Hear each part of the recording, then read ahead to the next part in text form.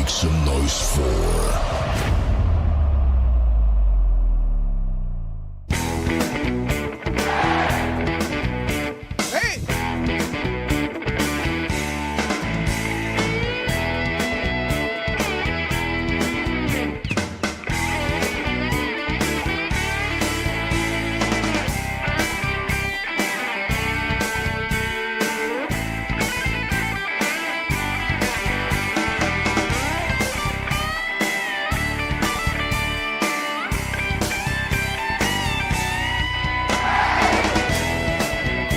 I told him when I come back, we're going swimming.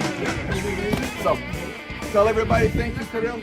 Скажи, дякую. Дякую. Не, английский. Thank you. Thank you, thank you, что? Very much. Еще раз. Thank you very much. Thank you very much. Thank you, guys. Future president of Ukraine right here. All right.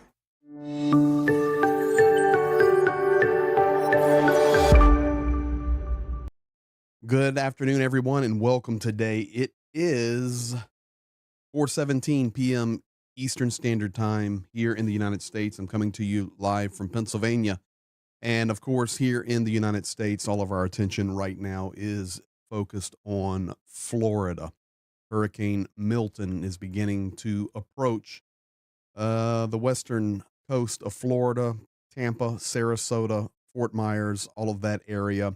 And it will not make official landfall until probably another 6 hours or so, but it is already wreaking havoc down in Florida. And, I know it's what happens, natural disasters and wars, but it's one thing to talk about it, but it's another thing to experience it.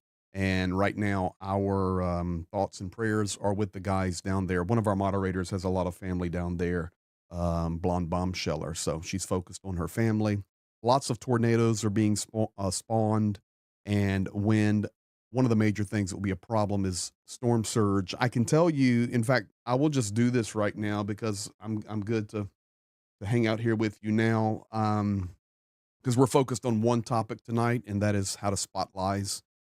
I'm going to help you a lot tonight and tomorrow. Professor Gertis and I are going to partner on something tomorrow because this is so important how much junk is rolling right now in regard to Ukraine, that is. But I was, my father was a disaster relief agency president, leader, and we responded to several hurricanes, and he would go, they had a mobile feeding kitchen and the whole army of volunteers, and partnered with the Red Cross, the American Red Cross, and Samaritan's Purse and other major organizations in hurricanes, even Katrina, you name it, all the big boys. We were, I was with him driving and helping on a hurricane in North Carolina a few years ago. And I just want you to understand storm surge. My father and I went to this place to drop some aid, to check on some people. And we thought that we were safe where we were located. We were on high ground. The tornado was raging. The rivers were flooding. The tides were changing.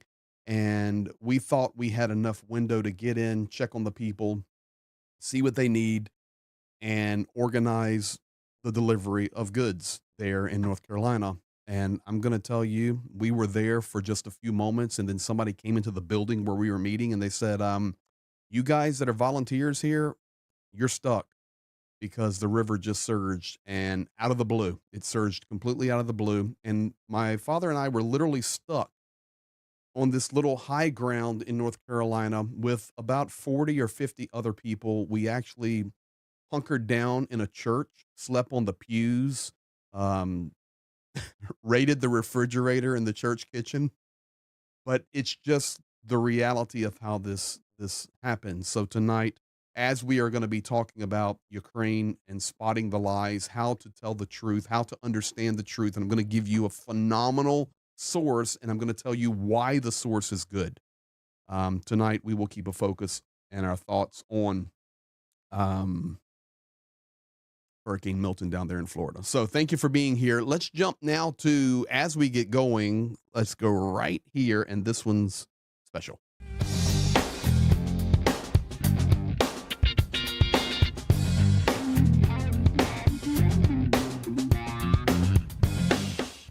All right, guys, here is the patch cam. Let me put it up here where you can see it a little bit better. Take a look there.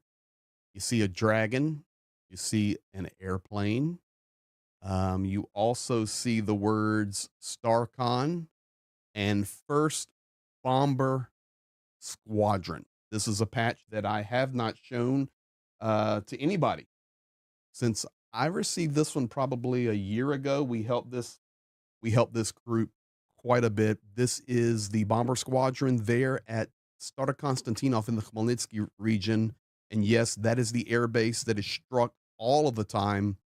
It's no OPSEC there. It's public information.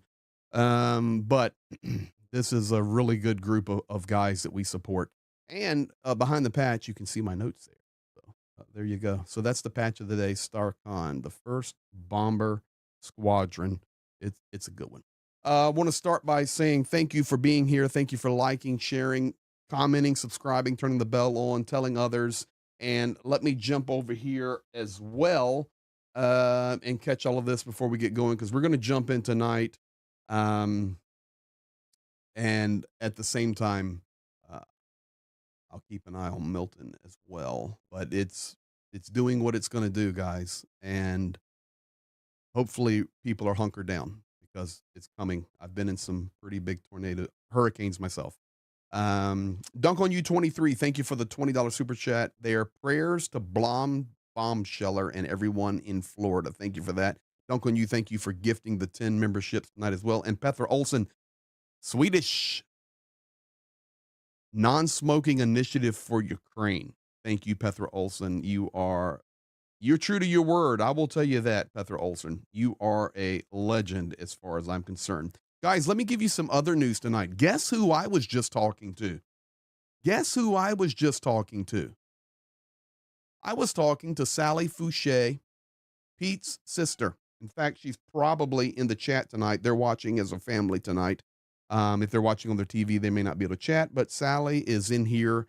And why? Because I needed to confirm with Sally. We needed her wiring information because of you guys and all of your generosity. We now have the donation ready to go to Sally, Maros, Paul, and Pete's daughter, Nicola. So really, really good news. I will, of course, share everything with you as it happens, but it's imminently happening right now. Our office here will be sending it there on the wire. Additionally, we will be sending a minimum of $5,000 to Project Konstantin. I saw Dunk on You putting that into the chat there for Pete. Thank you for helping finish Pete's dream, Project Konstantin here.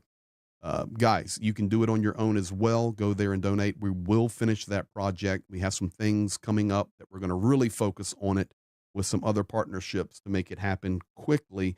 But we will, thanks to you guys, our community and viewers, it'll be a minimum of $5,000 we're sending over to Project Konstantin.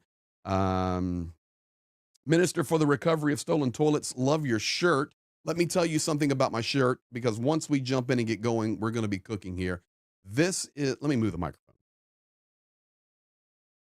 You guys know that on Friday nights, after live streams, I go straight to the football stadium where my son plays football. They are 6-1. And Minister for the Recovery of Stolen Toilets. Oh, Jesse Shaw, roller here. Just checking in to say privet. Well, hello to you as well, my friend. Ministry for the Recovery of Stolen Toilets. Good day, Greg. Love your shirt. And are you safe from the storm? Absolutely. I'm 100% safe from the storm, but there are millions that are not. And we will keep an eye on that as we go through the night. You know, our focus is helping people. Of course, it's Ukraine where we're focused, but and I'm not a weather guy, but here in the U.S., this is what we're seeing. Whether major threat to life and property, it's not ashore yet, guys. And a lot of times people don't understand, if you're not in areas that are near tornadoes or near hurricanes, you see that massive storm on on shore, and you're going, well, of course it's on shore. No, the eye wall has not made it yet. And then after that eye wall, depending on which way it rotates, is how the wind shear will come in. And I think the way it's tracking right now, it's there's going to be so much storm surge and flooding. It's going to be unbelievable. But right now, it's spawning a lot of tornadoes, and it's looking like they're going to get a lot of that shear action that comes off that eye wall actually going to the south side of Tampa. And Tampa, in case you guys are not American, or you're an American, you've never been to Tampa or Florida, Tampa is a big city, about 3 million population there, metro. So we'll keep our eyes on that. All right, guys, let's get going here tonight. Tonight, I'm focused on one thing. I'm focused on one thing, and it's right here. Ukraine war truth, spotting the lies. I can't even describe to you, dear friends, tonight, how many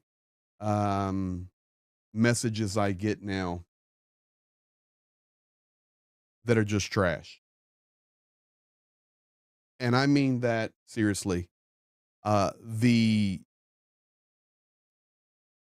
propaganda, the hatred, the misinformation is coming at a much, much higher level now. Johnny N out there on the island in the North Atlantic, I think, for all the heroes in here. Thank you for that. Off the coast of Norway, I would guess. I was reading your chat earlier when you were tailgating. I love it that guys come in here and tailgate. So tonight, guys, I figure that if I'm getting inundated with messages, I was speaking with Professor Gertis today, and Prof said, Greg, you know what, man? I'm just really happy that we're friends and we partner together. Dude, you're really growing right now. And your message is getting out. Keep going, keep pushing hard.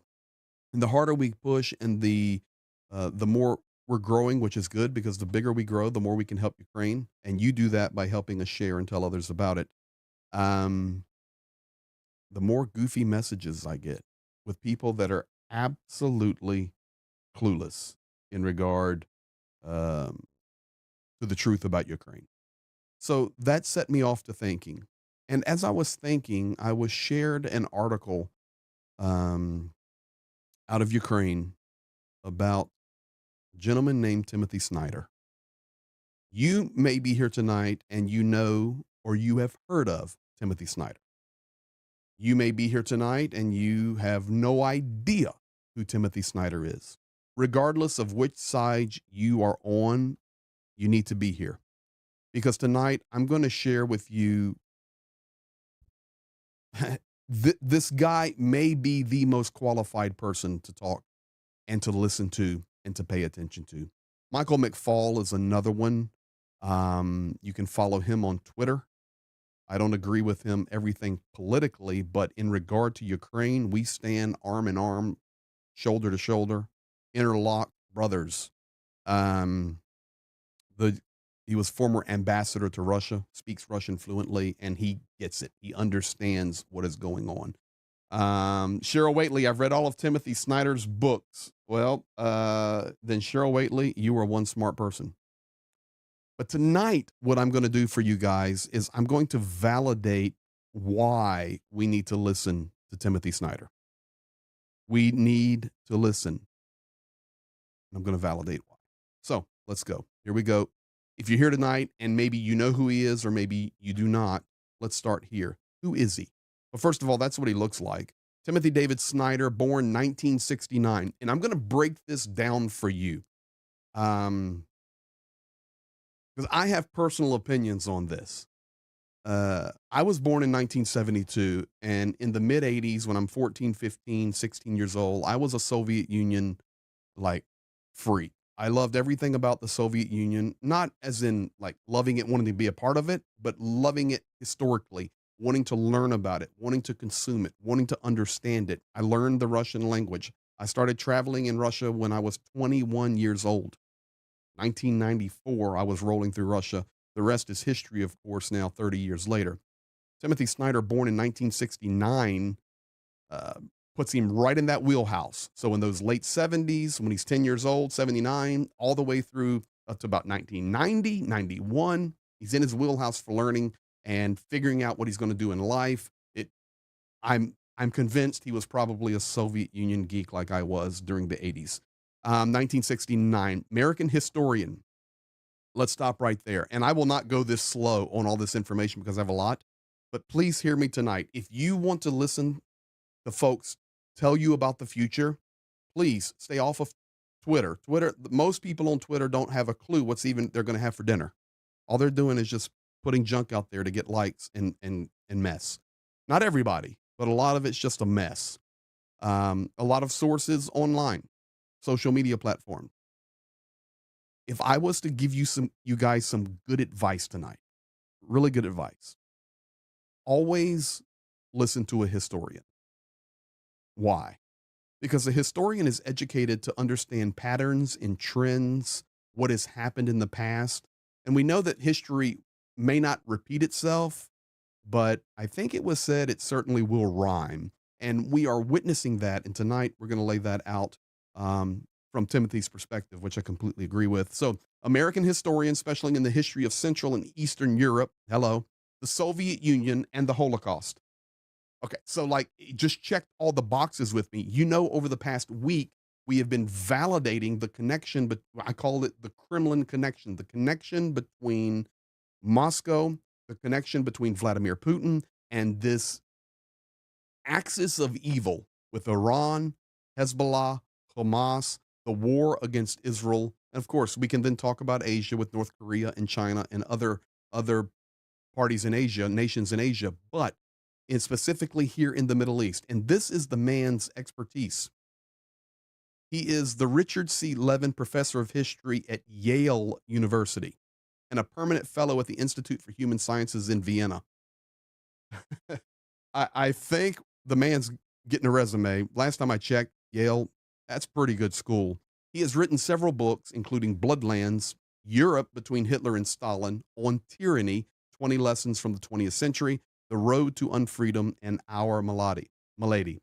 This guy, pay attention to. And I know a lot of you in here tonight, you're saying, okay, yeah, I've heard of him. And it's like, dunk on you. When we were pre-chatting earlier about the stream coming up, I always let the mods know what's going on, the topic. We're discussing back and forth. And he was like excited. He goes, yeah, Timothy Snyder, that's the guy. And Cheryl Waitley in here, I've read all of his books. So guys, if you haven't heard of this guy, just go consume his stuff. This is who you listen to right here. This is who you listen to. Timothy Snyder serves on the Committee on Conscience of the United States Holocaust Memorial Museum. He is also a member of the Council on Foreign Relations. Here we go specifically. Since Russia's 2022 invasion of Ukraine and the bombing of its energy infrastructure, Snyder has spoken and written widely on the history of Ukraine and its worldwide importance for democracy, on the disastrous geopolitical effects of the invasion, and on the need for other nations and individuals to stand for the protection of territory. I believe those are all of the things that we talk about in here and on our other partnership channels that we're friends and partner with every day. This is exactly what we talk about. Timothy Snyder, let me say this. Sally Fouché's in the house. I see it. Everybody say hello to Sally. If you are here and you do not know who Sally Fouché is, that's Pete's sister. Pete's sister is in the house. So welcome to you, Sally, Paul, Marrose, the entire Fouché crew. Now, let me go back to this. I need to get off that slap. There's one thing to know about a topic. Please hear me. But then there's a second thing to invest in that topic. So for us tonight, specifically speaking about the war in Ukraine, and we want to learn from people that are reputable. We want to learn from experts. We want to learn from people that have history. We want to learn from people that tell the truth. In fact, let me throw this little illustration in here right now. Everybody listen to this. There was a gentleman named Henry Augustus Rowland. Henry Augustus Rowland. He was the professor of physics at Johns Hopkins University, another fairly reputable university. He was once called as an expert witness during a trial. And during cross-examination, a lawyer demanded, "What are your qualifications as an expert witness on this case or in regard to this case?" Now, Henry Augustus Rowland was typically a very humble, modest, brilliant professor of physics at Johns Hopkins. But the normally modest and soon to retire elderly professor replied quietly, "I am the greatest living expert on the subject under discussion." After the trial, later, a friend who had been friends with him for decades and decades, well acquainted with his disposition and personality and humility, he came to the professor and he expressed surprise at his uncharacteristic answer. "Why did you say that? You like told the truth of how great an expert you were." Roland replied to him, "Well, what did you expect me to do? I was under oath." The point being, the man was the right source and the man told the truth. Tonight, I'm sharing with you about Timothy Snyder, and specifically, we're going to get to some of his comments that unfolded over the last 36 to 48 hours in regard specifically to Ukraine. And that's where I'm trying to get you to tonight. Now, why? Not only his expertise, but we also want to focus on people that put their money where their mouth is. And here we have a very generous community, and we put our money where our mouth is. We put our lives on the line to support Ukraine. You do that through us. We are your hands, your feet, your hands, and we are your avenue to help people. Tonight, Zhenya was supposed to be with me, and we moved that back until Friday because Zhenya is going to be on with me Friday to show you more about what you are doing giving and also to be here for Free Battle Flag Friday. Snyder not only is an expert, but he launched a $1.25 million crowdfunding project to upgrade Ukraine's air defense. The man puts his money where his mouth is. Additionally, this man has been to Ukraine many times. In 2015, he was delivering lectures, and I like this, in Kyiv, in Dnipro, in Kharkiv. So for me, as a person who spends a lot of time in Ukraine, if you add it up, over 4 years of my life have been inside of Ukraine, if not even more now after all this in the war. But he understands Kyiv. He understands and has experienced Dnipro, which is completely different. And he has seen and experienced Kharkiv, which is completely different. He has a well-rounded view of Ukraine from the inside. This is what he says. "The only way to end the war is for Putin's Russia to win by losing." Brilliant. Because only if Ukraine wins will it be possible for the dictator to leave the scene and for the country, meaning Russia, to start a democratic process that will benefit Russia itself. Additionally, just so you know, Timothy Snyder is forbidden the right to enter Russian territory. He was put on their no entry list in 2022. Another thing that we talk about quite often, and I want us to pay attention to in here, is the comparison between Vladimir Putin and Adolf Hitler. Many times I use the nickname Putler. Snyder has paralleled Hitler's rationale for territorial expansion to that of Putin. This historian predicted Russia's invasion of Crimea in the New York Times op-ed, "Don't Let Putin Grab Ukraine," on February the 3rd, 2014. You can go Google it, look it up. The op-ed is there where he predicts the invasion of Crimea. This is who you listen to. He compares Putin's rhetoric today to that of Hitler's, even not just in principle, but he even puts the premise out there that it is equal and on point with plagiarism, meaning Putin is actually stealing Hitler's playbook and even Hitler's words.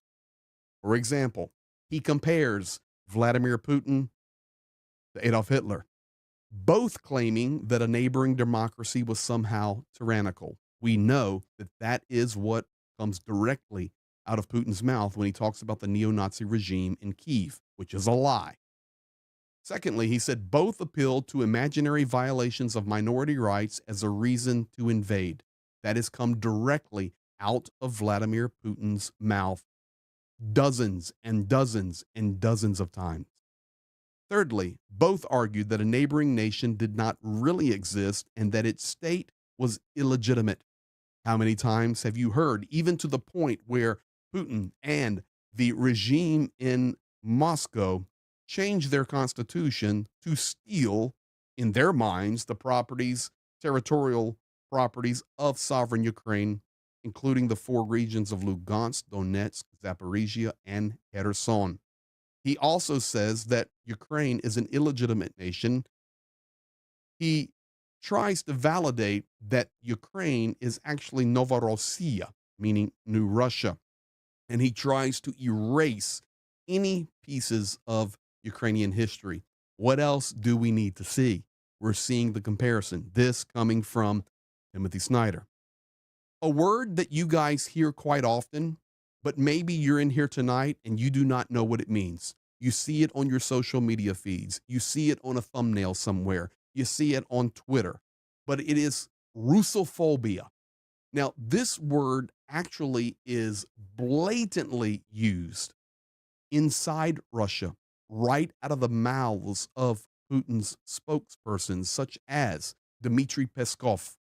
He has stated this word many times. Sergei Lavrov, the foreign minister of Russia, has stated it many times. The talking heads and propagandists that are the puppets of the Putin regime, names like Solovyov and Semyon, nonstop use the word Russophobia. What does Snyder say? On March 14th, 2023, Snyder, before the United Nations, briefed the Security Council in a meeting called by Russia to address Russophobia. Did you guys catch that? He was on a Security Council meeting that Russia called to talk about Russophobia, and he smoked them. He said at that meeting, with Russia sitting there, the term Russophobia was used by Russia to justify its war crimes in Ukraine. You know, I think they I think they called the wrong witness. What a great mistake. He then stated the harm done to Russians and Russian culture is primarily due to Moscow's own policies and actions, which resulted in driving Russian immigration following the invasion, suppression of independent media, attacks on cultural assets and landmarks, and mass killings of Russian speakers and citizens. You know, we make the jokes, or people do. Well, don't drink the cup of tea.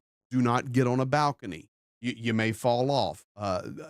Don't eat dinner with those utensils. They could be laced with some poison on the utensils, because Putin's going to eliminate the people that would stand against him. This is what we're talking about here. But the harm that has been done to Russia, and please hear me, there are pieces of Russia that are so beautiful. And I know there's a lot of disdain probably for that comment, but I'm just telling you, I've been there many, many times. There are some unbelievably beautiful places. And there are some nice people. There truly are. There's some great history. But the damage that Russia claims that the world is doing to it, that the West is doing to it, that Ukraine is doing to it, that the EU, that NATO, that all the narratives that come from outside and the West is destroying Russia. Folks, those are lies. Russia is destroying itself from the inside out, and that truly is what Russophobia is. Let me get to these right quick. Johnny, you said, oh, Papa Dutch, $5 pro tip. If you click the like button later on, you can tell that you saw this one. That is correct. And Papa Dutch, you can also go to your history and watch it again.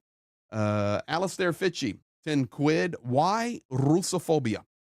A phobia is an inexplicable and illogical fear. Really?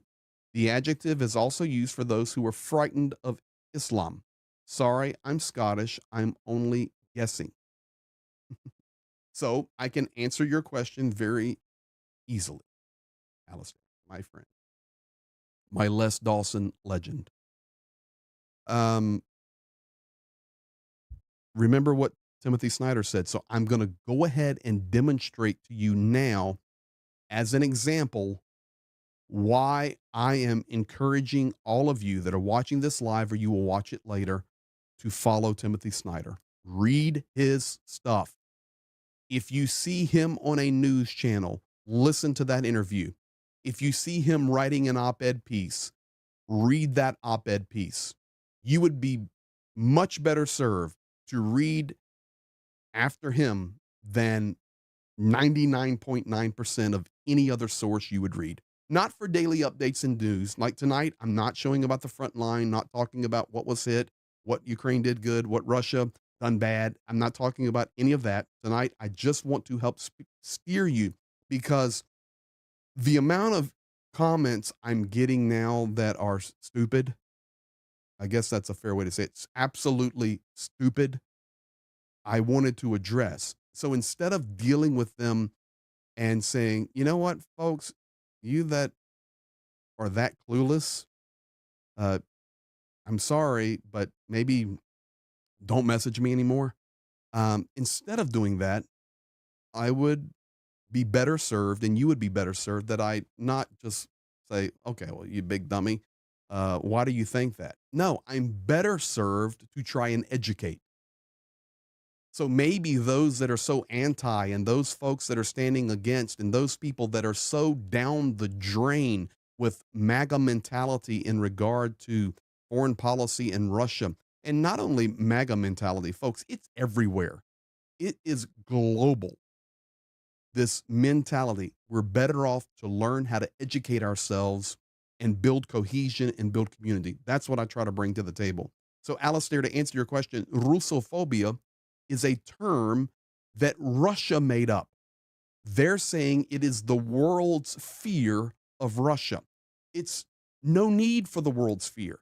What are you fearing us for? Why do you have an illogical fear against Russia? So it's not that Western nations and Europeans and Americans and others have made this term up, Russophobia. Russophobia is a word that Russia instilled. That's what Timothy Snyder is saying. They made the word up. They're the ones that use it. It's Peskov. It's Lavrov. It's all these spokespeople for this regime. They're the ones that call it Russophobia. And they try to spin it 100%. They created the Russophobia. That's what Timothy Snyder is saying. I hope that helps you there. Now, he made a recent trip to Kyiv. Timothy Snyder did this fall. And on a trip, he sat down and gave an interview to Ukrainian media. This is where I want to focus for the rest of the update. He came to Ukraine as the chairman of the International Council of the Ukrainian History, which is a global initiative which aims to rethink the history of Ukraine and Ukrainian lands in a global context. That's where we leave it. That's Timothy Snyder. And I tried to lay out a logical case on why it's important to have a good source. I'm trying to find sources for all of you that is more than just myself and the other YouTube partners that we definitely are on the same page with. And we try to share truth. We try to translate the things that you can't understand unless you speak Russian or Ukrainian. We try to do a service and also help our guys there on the ground, our wonderful heroes, men, women, boys, and girls. We fight for that truth. But we're not here 24/7. So as you are so focused on standing with Ukraine, and speaking of that, let me say this. I received a comment on a video today, and I replied to it. I met somebody yesterday at the eye doctor or wherever I was, and they posted a very nice comment. Um, some of you may have seen it. I replied to it. They just said, and this was refreshing. They said, today, just by chance, I was able to meet Greg. He had on a I support Ukraine shirt, and it sparked a conversation. I happened to remember his name, something like that, and I went home and looked up his YouTube channel. What a, you know, a really good thing I found for my family and I, and we are now subscribers. Folks, that makes you feel good. And it's so appreciated. It's so appreciated. And I just am confident that as we share truth, more of that will happen. Where do we go from here? 7 things. 7 key considerations that come directly from Timothy Snyder. But these considerations, if you've been here with us or our partners, you've heard these before, but it's so nice to have the confirmation. Here we go. Number 1. Timothy Snyder said, Ukraine actually takes a central place in the history of not only Europe, but also the vast Eurasian space and certain key facets of global history. Ukraine is an interesting place to start, where the most destruction is happening and the boldest innovations are being thought out at the same time. Please do not miss that part. He says you must focus on Ukraine. Why? It's logical. A, it's central to history. It has a historical place. But most logically, it's the place where the most destruction is happening and the greatest innovation is happening. Let me speak to that for a second. I know you watch on the media and you see the bombing runs and no political talk here. This is just have the picture in your mind. Just have the picture in your mind. The bombing runs on Beirut and Israel, the F-22s and the F-35s rolling through, and they're hitting their targets. And it is devastating what is dropping on Beirut. And you guys know where I stand. It's not what I want to talk about. We'll leave that alone. Just the devastation. And you look at it and you go, hold on now, that's a lot of devastation happening there in Lebanon too. Yes, there is. My friends, Lebanon is about that big. About that big. Oh, not that one. This one. Lebanon's about that big compared to Ukraine that's like this big. The actual target zones in Lebanon are actually very small. You see a lot of destruction, a lot of devastation, but you're talking about a very, very small geographical place. When you look at the nation of Ukraine, which is very large, and you see a front line that is 1,500 kilometers long, for me personally, I also include not only the red line that you see on the maps all the time, I also include in my front line, and when I'm analyzing and showing maps to all of you wonderful people, I also consider any borders with Russia the front line. It's just the way it is. So if I go here now, it should give us that. And you see this front line here, and I'll just read it up for you some even more. That's what people think. Let me make that even bigger. They think that this is just the front line, okay? And that's where all the destruction is happening. No, no, no, no, no, no. Guys, the destruction is equally happening. Let me start right there. Probably should have put that in a different color. But this is Sumy and Chernihiv regions on the Russian border. Folks, shelling happens. Glide bombs happen. DRG happens. And then get away from the front line. We can go anywhere. Kyiv, Lviv, Dnipro, Zaporizhia, Kherson, Poltava, Vinnytsia, Khmelnytsky, Ternopil, Ivano-Frankivsk, Lutsk, Rivne, Zhytomyr. I can keep going. Devastation, devastation. So his point is spot on, that when you look at the amount of destruction And at the same time, the amount of innovation, our focus must be on Ukraine. Johnny, only the U.S. has F-22s. Thank you, guys. F-16, F-35s. Thank you.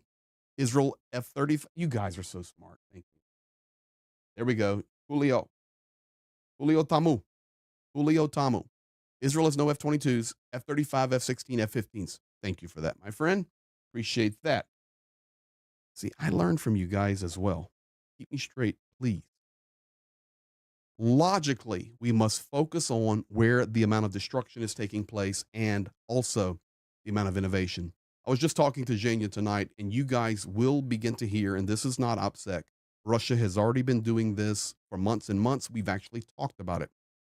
Russia running drones with optical lines, fiber optics, not needing any type of electronic signal or system. Keeps them in the air. Ukraine also has that technology, but Ukraine coming out soon with new technology that's actually going to blow that away. Zhenya got some information on that for the last day or two, and we were talking about it just a few minutes ago. The technology, unbelievable what's unfolding inside Ukraine. Second consideration of the 7, Russian victories so far have been mostly psychological and not battlefield victories. Unfortunately, we are now seeing some battlefield losses. Ugledar, Bakhmut. Now we're seeing Toretsk. We're seeing the upcoming, most likely, street battles for Mirnograd and Pokrovsk. We are seeing some of that now. The nonstop shelling on Siversk. I'm sorry, nonstop shelling on Karakova. In fact, today when I was looking at the map, and I want to stay focused on task here, but there's a place we're not talking about any, and I just need to show it to you now because we will be talking about it. I didn't want to get technical tonight, but let's do just a little bit more here. So this is Pokrovsk and Mirnograd. We know all about that. If I come down the map, we talk a lot about Karakova right now, which is here. And then we talk about Pokrovsk, Mirnograd here. But this is not being talked about a lot publicly, but I will tell it to you now here. And I'm not giving away anything or knowledge you can't. It's logical. But this little window here above Karakova, which is here, we're getting some pretty significant push from the north down to close up this zone. That's from the east, of course. Unfortunately, you're going to start hearing more about Izmailivka, Girnik, Zelany, Zoriani, Krakivka. That is not Karakova, Krakivka, Alexandropol, Ostrivsky. You're going to hear more about that because this region here is the high ground. And we're now getting a push down. So this is what, to get back to what he's talking about, Timothy Snyder, we are seeing some battlefield losses, but the majority of Russian wins to this point have been psychological. And he goes on to take it in depth. He said, Russia has played a game of masterful deception. And I know that sounds like he's praising Russia. He's just telling the truth. This is who we look for. We look for people that tell the truth. Russia has played a game of masterful deception, and we must be able to admit that we were wrong and we were deceived. Ladies and gentlemen, this is why I am 100% confident that Donald Trump is a windbag. Слава Україні! I gave my own self a cheer there. He's a windbag. Why? Because he cannot admit he's wrong, and only his way is right. I can stop the war in 24 hours. In fact, I will have peace if I'm elected. even before I officially take office in January, I will have peace. I am friends with Zelensky. I am friends with Putin, and I will get this done in 24 hours. Sir, you are full of hot air. You have no idea what you're talking about. And Vladimir Putin will play you like a $2 fiddle that Charlie Daniels was ripping on The Devil Went Down to Georgia. That's a good song, by the way. It is an arrogance, and you need to listen to somebody like Tim Snyder. Russia has played a game of masterful deception. They're still sitting on the stinking International Security Council, United Nations Security Council. I mean, really? But you got them all figured out. No, it doesn't work that way. We must be able to admit we were wrong in the siege. We must be able to say, okay, we have been defeated in this battle of psychological warfare. Now we must go back, adjust strategy, and do something else. Timothy Snyder, that is 100% correct. You can't come up with a 3-week initiative and 3-week plan and undo 50 years, decades and decades of preparation for that, for what we're experiencing right now. We can go all the way back to Nikita Khrushchev, I think it was 1959, dropping the truth bomb that we will take you down from the inside out without firing a bullet. But we can undo it because Donald Trump thinks in 24 hours I can get it done. Why? Because I'm Donald. No, you're clueless, sir. You're absolutely clueless. Listen to Timothy Snyder. We must admit we were wrong. We must admit that we allowed the propaganda to infiltrate our governments, not only the United States, but all throughout Europe. We must admit that we allowed the Russian Times to have their news and their media pushing throughout the world. Not only that, we'll translate it from Russian to our native language and let our children and our young people consume it every day. We must realize that we have allowed this to happen, and you cannot undo it in a New York minute. We must back up, figure out how to fix it, change our strategy, and go full bore after it. Timothy Snyder, you know exactly what you're talking about.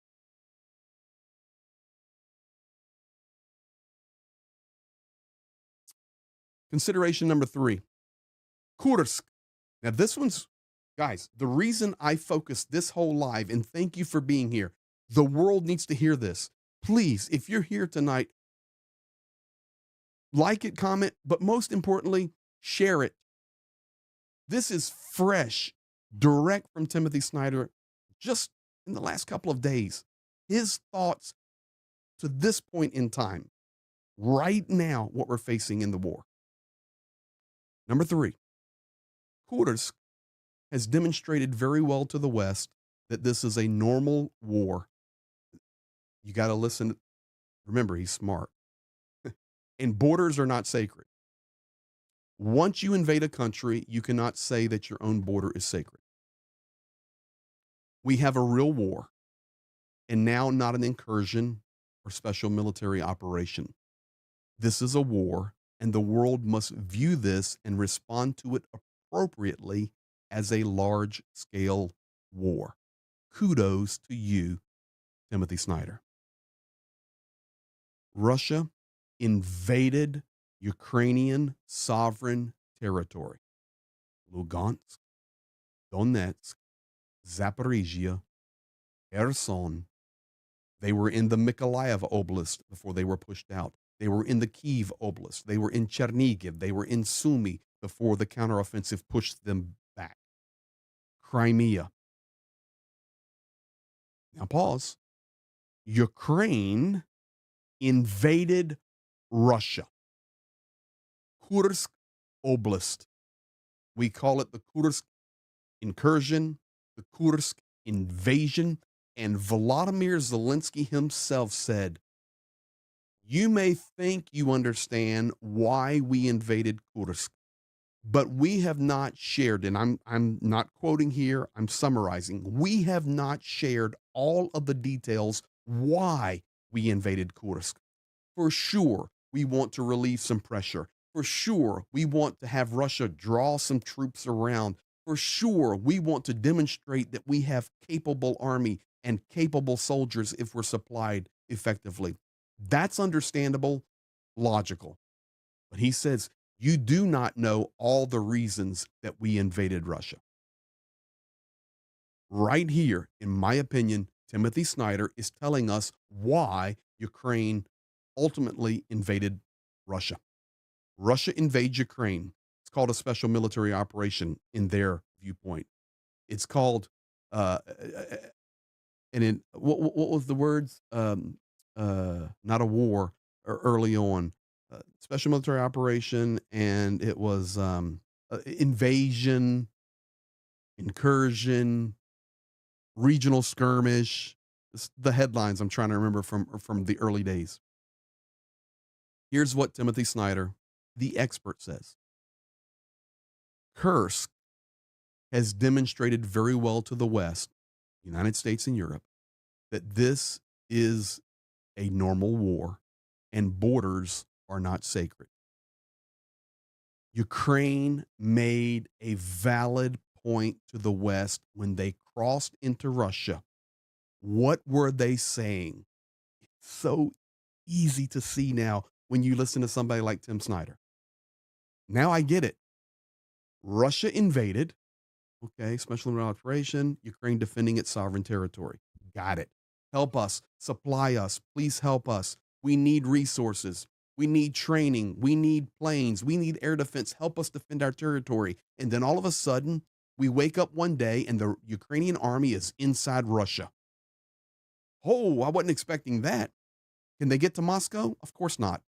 Can they take the city of Kursk? Of course not. Can they cross the Russian border and wreak havoc and show the world that they are a military that is formidable, and if supplied well, they're trained well, they can make a difference and win the war? Yes, but that's not what it's about. Timothy Snyder tells us when Ukraine invaded Russia, they told the world this is not a special military operation. This is not us just begging for supplies to defend our territory. World, wake up. This is a war. They've come at us. We're going at them. Completely logical now. This is why we must listen to people like Timothy Snyder. Consideration number 4. This is not my quote. This is Tim Snyder's, and I can say the same thing. I have talked to Ukrainian defenders, especially those who have been in the war for a long time, who have seen many terrible things happen to them, and their mood has changed many times. But they do not quit because they understand completely what they are fighting for. They have seen and witnessed the evil and destruction. My friends, spot on. I can bear witness to those statements. I have dear, dear friends on the front, and if I was to start calling their names, you would maybe recognize some of them, or you'd have heard of their call signs as we talk. I have watched these heroes go through a roller coaster of emotion. The picture that you're seeing right there is Vovchansk. I put that one in there. I have friends that fought inside Bakhmut, and they watched that city be leveled to the ground. Literally. I have friends that went into Chasiv Yar, across the canal. 8 went in. Only my friend survived. 7 that were with him were all killed. I have friends that have experienced the battles of Kursk and the overwhelming joy and satisfaction that they had crossing the border and punching them back in their face on their territory. I personally, like Tim Snyder here, not only talk to them, but I've spent a lot of time on the front. I've seen soldiers who at the very high feel like Superman and ready to go anywhere. And 1 week later, They're in the depths of despair. The depths of despair. They lost, either wounded or killed, their entire unit. This story repeats all the time. It's a war. But that middle phrase right there, they do not quit because they understand completely what they are fighting for, and they have seen and witnessed the evil and destruction.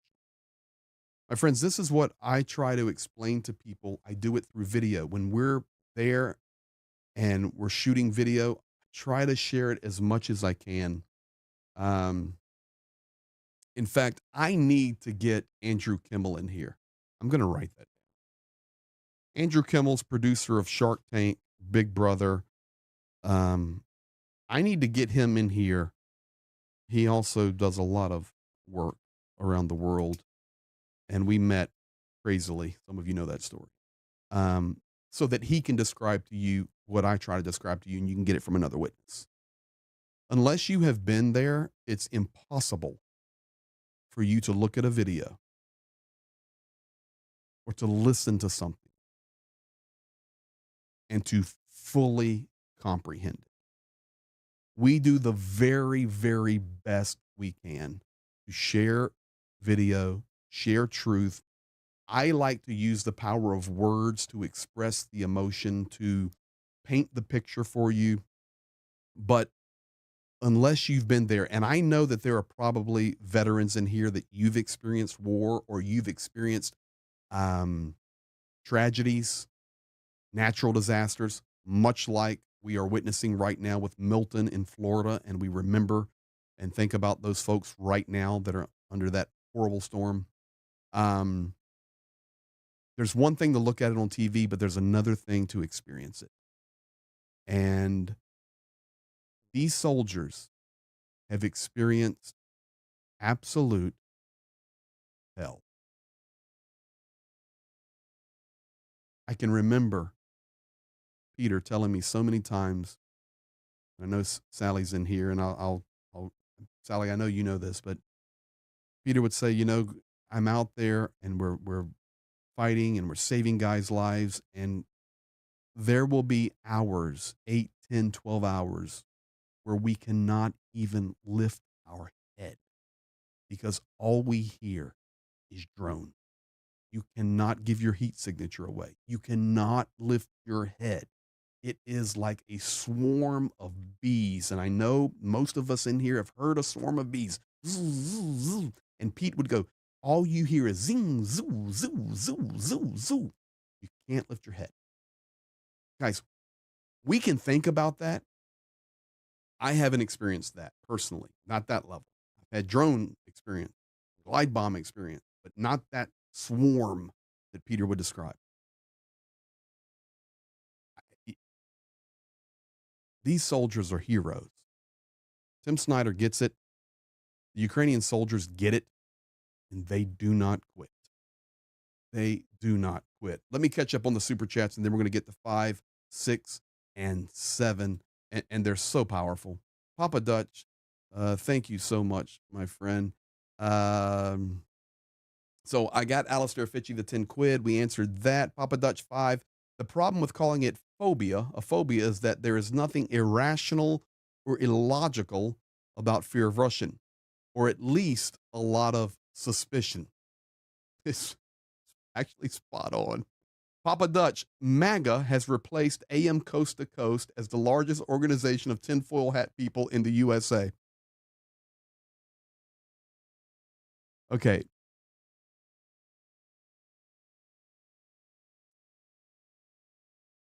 Very few times I'm left speechless.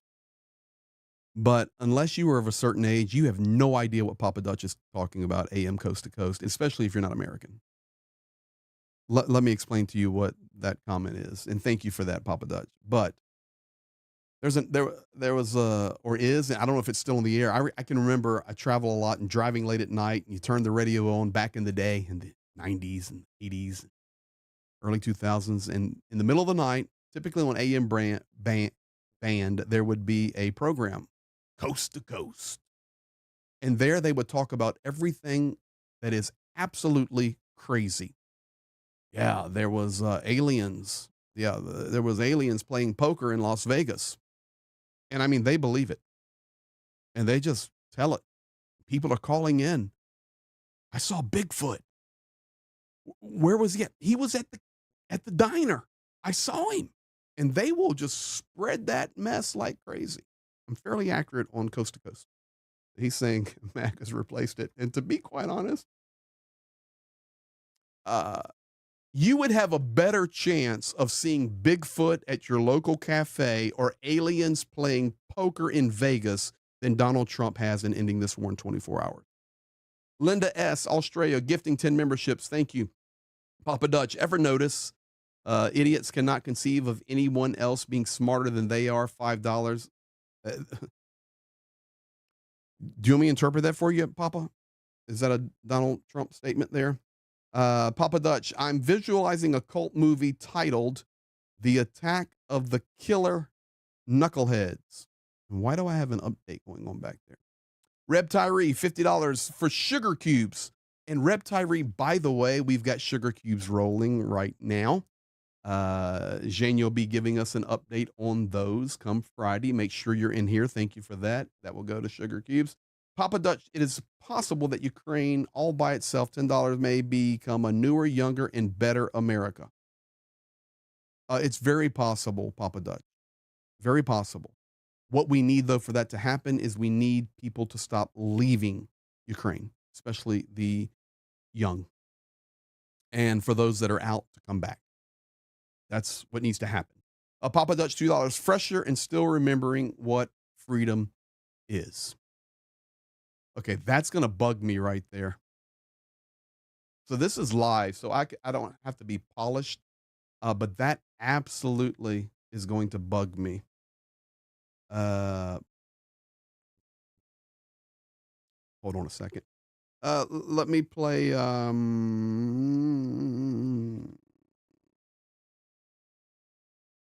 Let me play some. I just. Oh my. Forget it. Let's just do this. Слава Україні!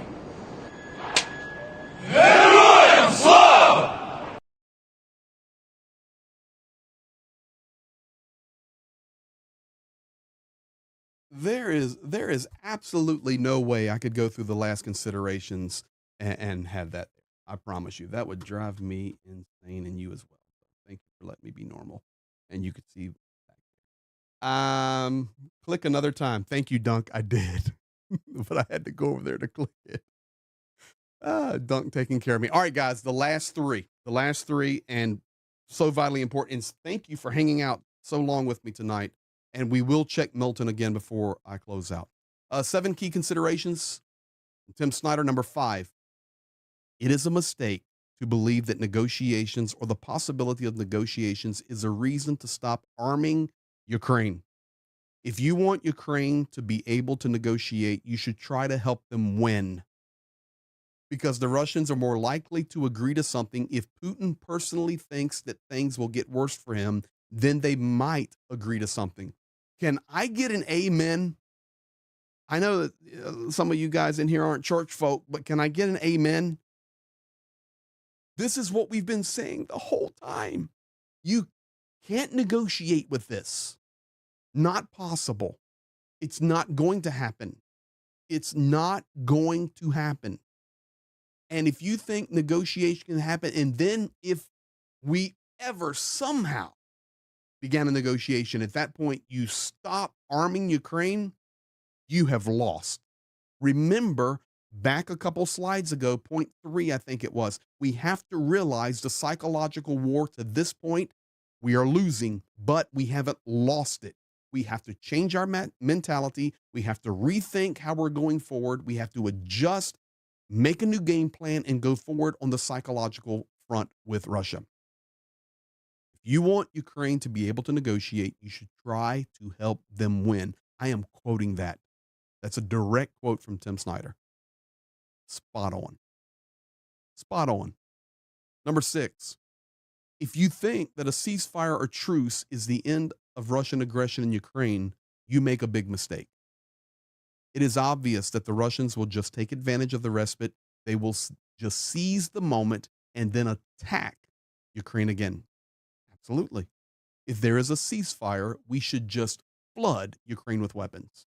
This is the only way to reduce the likelihood that Russia will continue to invade in the next 18 months or 2 years. This is exactly what we hear Zelensky say all the time. In fact, when President Zelensky was just in the United States and he had to deal with that meeting with Trump, he had to deal with other public meetings. He met, he was in the UN, he was in DC, he was in New York, he was in Pennsylvania. He was doing his very best to represent his war torn nation.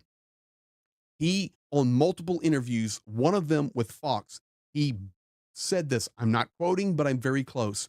You do not understand Putin, but we do. Yes, sir. Vladimir Zelensky, that is absolutely correct. The world may think they understand Vladimir Putin. You cannot understand Vladimir Putin or the Kremlin by watching television. You cannot understand Vladimir Putin by watching YouTube documentaries on the rise and fall of the Soviet Union. You cannot understand Vladimir Putin by reading Wikipedia. You cannot understand Vladimir Putin by reading Twitter. You cannot understand Vladimir Putin by even watching people like me or others try to explain it to you. You have to have experienced the culture. You have to have experienced the iron grip of that Soviet system. You need to be above 40 years of age, where you still have the ability to remember the days of the Soviet Union, see the similarities that are happening right now, be able to look back in history, even as far back as Timothy Snyder said, as World War II, with the comparisons between Hitler and Putler. You need to be able to identify that and then have the logical conclusion to then explain that to a global society that thinks they understand Vladimir Putin. You can't. You have to have experienced it. At that point, yes, you can be educated into understanding it. And I appreciate all of you. You're reading books, you're here, you're spending your time, you're trying to learn. So many of you send me messages and say, thank you for translating the video because I don't understand the language. Thank you for translating the video. Thank you for being our hands and feet and our eyes there. Thank you for that. We're doing our best. But guys, Zelensky's right. Timothy Snyder's right. You can't understand that Kremlin, KGB, pure evil. Pure evil. Remember this, Martin Luther King Jr. said it best. Darkness cannot cast out darkness. Hate cannot cast out hate. Love cast out hate, and light cast out darkness. I'm not trying to make a religious connotation there. I'm trying to make a practical connotation, a practical meaning. You must understand the darkness you're dealing with. It is beyond most folks, I mean this politely, ability to even understand how deep it goes. I have dear friends, and I wish Zhenya was on here with me right now because he would confirm it. And Friday night, I'll get him to confirm it. I have dear friends that I have known in Ukraine for 25 plus years. Of course, they are 1,000,000% pro-Ukraine. They're fighting every day like crazy. And I will still see behavior in them, and I will look at them and I say, oh, that was very Soviet. That was very Soviet. And we have a little fun with it. And they will tell me, and these people are above 40, 45, 50, 55, 60. They will look at me and say, you don't know how hard it is to get it out of us. Sometimes it just snaps through, pushes through. And we're fighting against that as well. And most of the world doesn't understand. Tim Snyder does. Zelensky does. We try to get better at understanding it and sharing it with you. So thank you. Let me check the chat right quick because we're going to number 7. And then we're going to be watching Milton tonight. And if you believe in prayer, you can pray for those folks down there. If you believe in well wishes, well wish. you believe in reading a poem, do that as well. And I mean that whatever for well wishing. It's gonna be a tough night in um Appa Talks. Thank you, my friend. You're a big supporter of Rick, our buddy. Gifting a membership. Appreciate that. Papa Dutch 5. You can't negotiate with someone who is not listening. I need one moderator. Doc, I'm not you. Okay. I need one person. I don't even need a moderator. I need somebody to start writing down all of Papa Dutch's quotes. We could literally write a book. Papa Dutch, some of this stuff you come up with is pretty good. I'm just going to be honest with you. You can't negotiate with someone who's not listening. You know they exist. Theodosia was Wax job is oozing toward Kirch Bridge. You know they exist. Yes, it is. Thank you for that. Listen, it's burning down there. Good. Papa Dutch 5, only a small cog in a great wheel of the universe. Oh no, I think you're a pretty big cog. Alistair Fitchy, 10 quid. Every country has a mafia. In Russia, the mafia has a country. Papa Dutch, $5. Greg, what's the Ukrainian phrase for how Soviet of you? Kak Sovetski od тебя. I'll write that one down for you later, Papa. Kak Sovetski od тебя.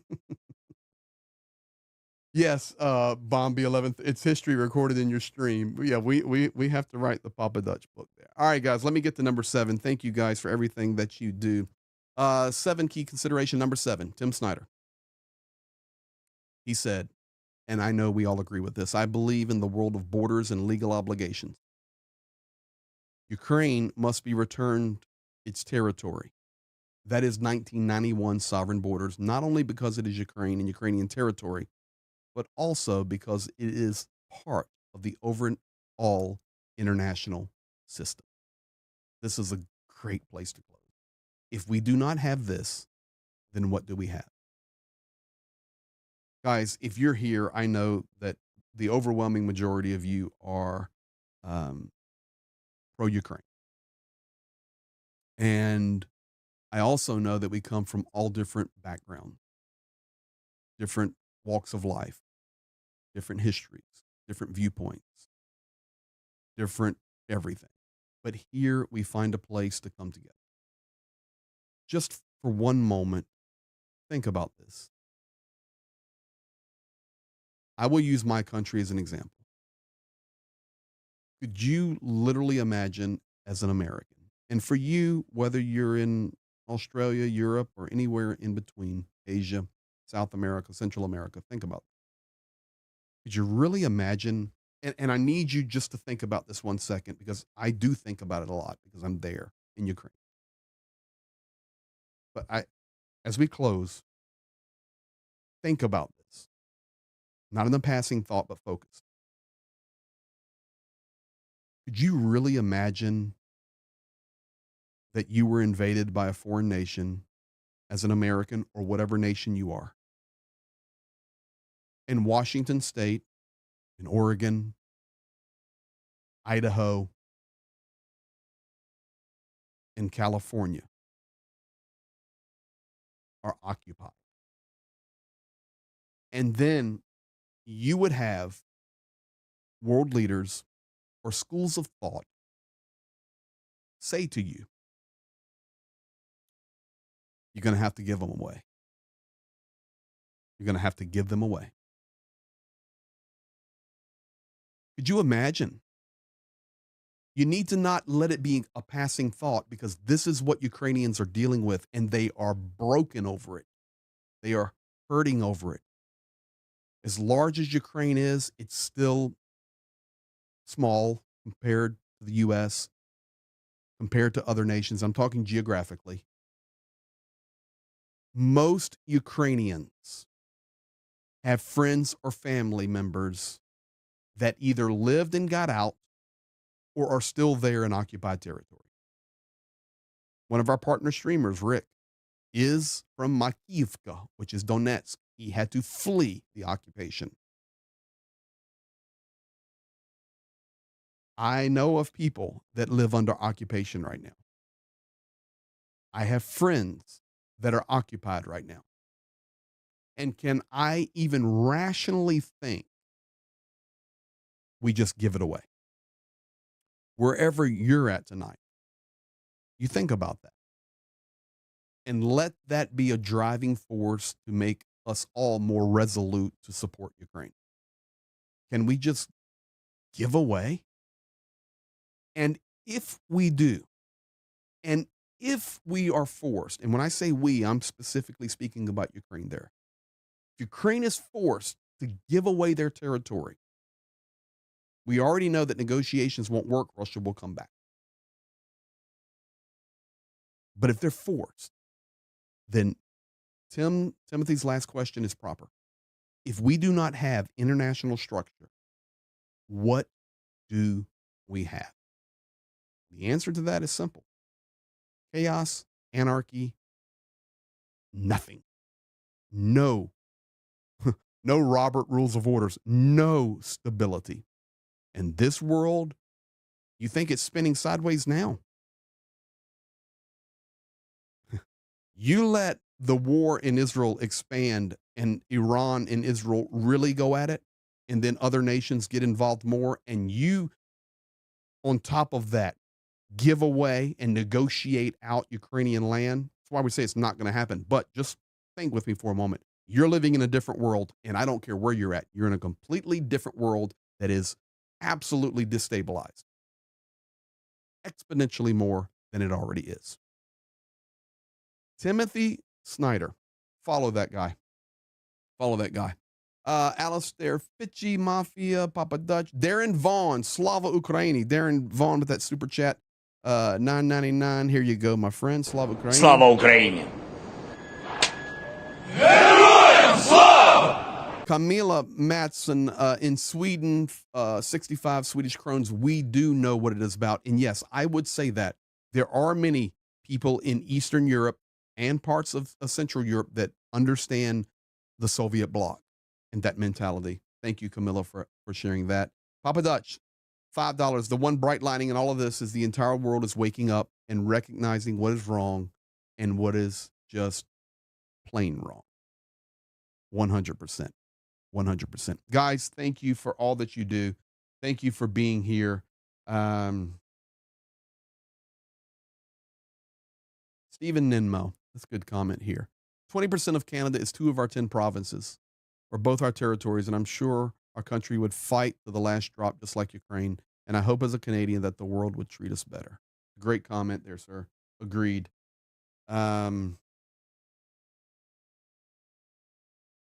It's I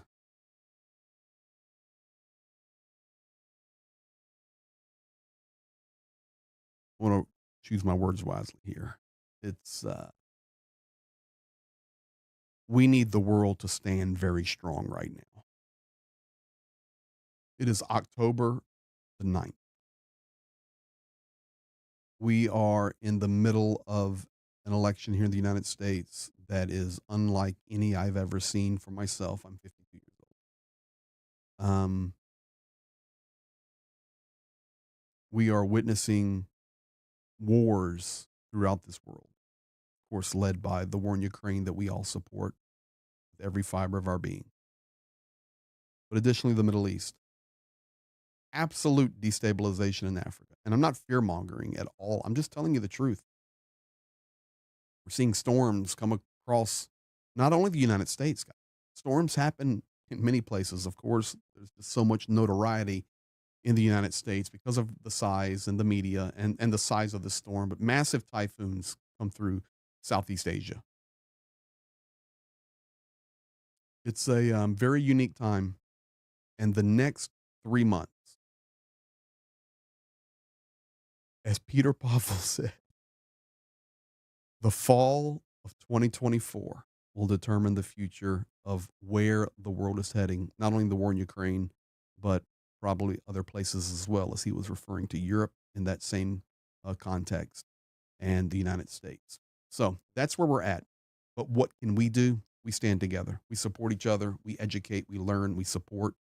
And we do our very best. Thank you guys so much. Papa Dutch, the source is the GRU, aka KGB. KGB. Papa Dutch, I'll teach you that one. KGB. KGB. And you know what? Pretty soon, I think Papa Dutch will be speaking completely in a foreign language. Guys, thank you. Tomorrow, I once again return to the eye doctor. I put a community post up yesterday with following the truck, the big Stand With Ukraine. Many of you liked it or dropped a comment. Thank you for that. If you didn't see it, just go to the community tab and you can see it there. Thank you, as always, for liking, sharing, commenting, subscribing, turning the bell on, telling others. And I just want to say thank you to everybody, specifically all of you guys that comment, leave a like, tell others, support with your words and also your giving. Thank you for that. And massive support, a massive shout out and thank you to our moderators. Beyond whatever I could do. I started with 5 people watching, and that was my mom, my dad, and my 3 kids. My wife wouldn't even watch. We were supporting Ukraine like crazy. So thank you. Thank you for being here. But now, as the mods are amazing. Linda S, Australia, $10. Thank you for everyone for having a voice for Ukraine. And that's a great place to leave it. Tomorrow morning, Prof and I will be putting together a video diving deeper, not so much on Timothy Snyder, but on these thought processes here. We were talking about it earlier today. I do have an upcoming stream. I'm going to work it out the details with Nick on End Time News. Piece coming up with Johnny. Zhenya will be here Friday. So tomorrow will be video, and then I will spend the day at the doctor's again. And Friday, we will have another live Friday afternoon, full update, full Frontline update from inside Ukraine with Zhenya. Additionally, you're going into the Soldier Rehabilitation Hospital with Zhenya, as all of us, we are clothing them, encouraging them. Additionally, you're going to get the update on WASP, and I'm leaving that picture right to my, well, if you're looking at the screen, it's to my left. If I turn around this way, it's to my right. The big guy with the good mustache, the Cossack, WASP. You will get the update on WASP Friday. Papa Dutch dropped 20. AGA, AFU, Armed Forces of Ukraine. Thank you, guys. Appreciate all of you. See you tomorrow on a video, and we'll see you Friday live. Be blessed. Have a good night. Oh. I promised you guys. Let's do this. Major threat. Property. I'll make sure I refresh it. I'll go both ways. Here's CNN. Extensive tornado outbreak in Florida. President Biden getting ready to deliver remarks ahead of Hurricane Milton. Guys, it hasn't hit yet. Hurricane Milton barrels toward Florida as a strong Category 3. That's what we expected. It was 5 over the Gulf. Now, there was some dry air. I've been following this really closely, actually. A lot of dry air up in the atmosphere that helped back it down. But it doesn't matter if it doesn't matter if it comes across as a 3, 4, or 5. It doesn't matter.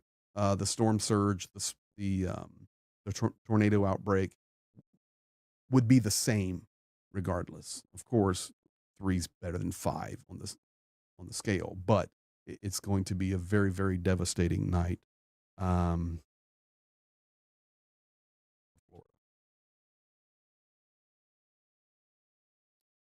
Live updates, monitor storm.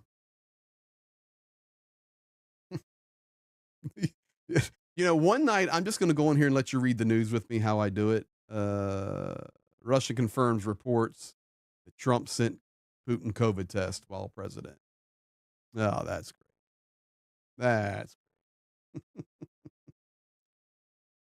great. But I'm going to stop the war in 24 hours. Yeah. You guys be blessed. We'll see you on Friday. Слава Україні!